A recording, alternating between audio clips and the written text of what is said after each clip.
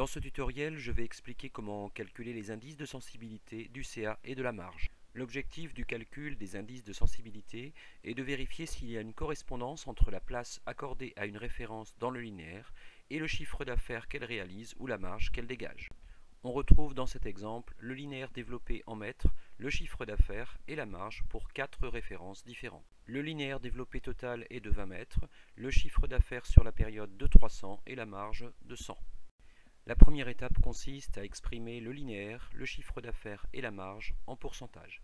Ainsi, pour la référence A qui dispose de 6 mètres sur les 20 mètres au total, le pourcentage est donc de 30%.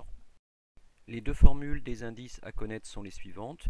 L'indice de sensibilité du chiffre d'affaires, donc pourcentage du chiffre d'affaires divisé par le pourcentage du linéaire développé. L'indice de sensibilité de la marge, pourcentage de la marge sur pourcentage du linéaire développé. Le calcul de l'indice de sensibilité du chiffre d'affaires pour la référence A est donc le suivant, 40% divisé par 30%, ce qui nous donne la valeur de 1,33. De la même façon, on calcule les 7 autres indices de sensibilité. La dernière étape est une phase d'analyse. La valeur optimale de l'indice est le nombre 1, ce qui signifie qu'une référence occupe une place dans le linéaire proportionnelle à son chiffre d'affaires ou à sa marge.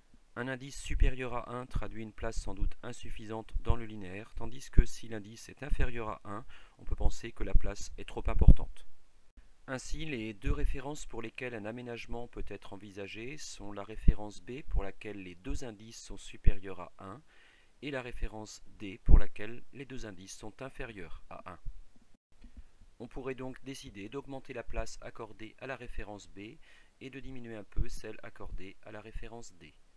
Toutefois, il faut prendre un recul avec cet outil dans la mesure où on peut parfois admettre un indicateur inférieur à 1 dans le cas d'accords spécifiques avec un fournisseur ou pour le lancement d'un nouveau produit par exemple, ou dans le cas où on estime la présence du produit indispensable au consommateur.